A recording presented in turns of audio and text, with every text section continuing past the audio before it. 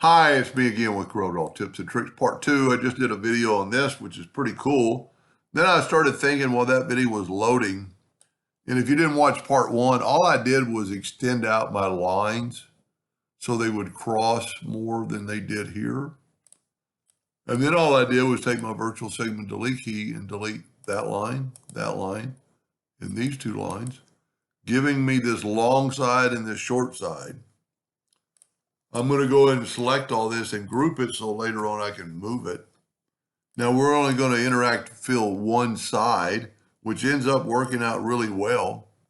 Matter of fact, I am going to make a copy of this and maybe do it another way also. So I'll set my nudge factor on 20. I hit the plus key. And now I'm going to take my Smart Fill tool and fill in this.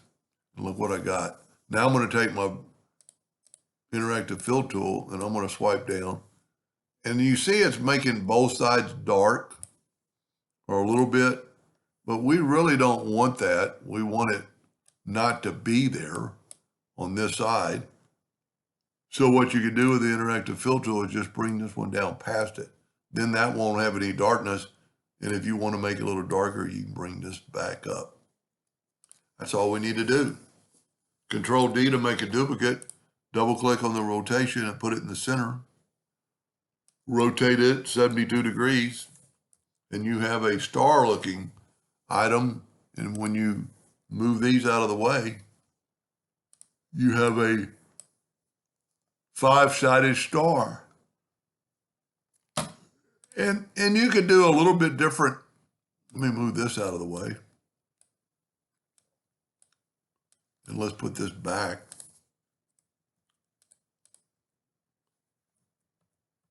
You don't have to be in the center of the page this time, particularly because we have that.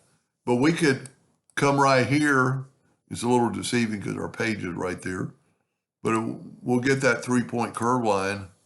And let's just make this corner of this star rounded. So go from that node to that node. And actually, if you hold down the control button, you'll get a perfect arch. And you could maybe even put an arch. Well, let's just try that and see what happens. 3-point curve line. If you hold down the control button, it should stay on that edge and then pop that up a little bit.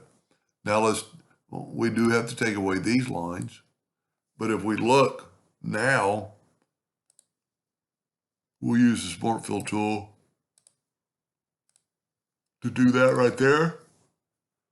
Let's nudge it out of the way and quite a few times and then put this back. Well, I still need to rotate it. I keep forgetting about that. And because we need to rotate off that solid, that polygon, interactive fill tool, this time I'm just going to start a little short of being up in here and it won't get that darkness.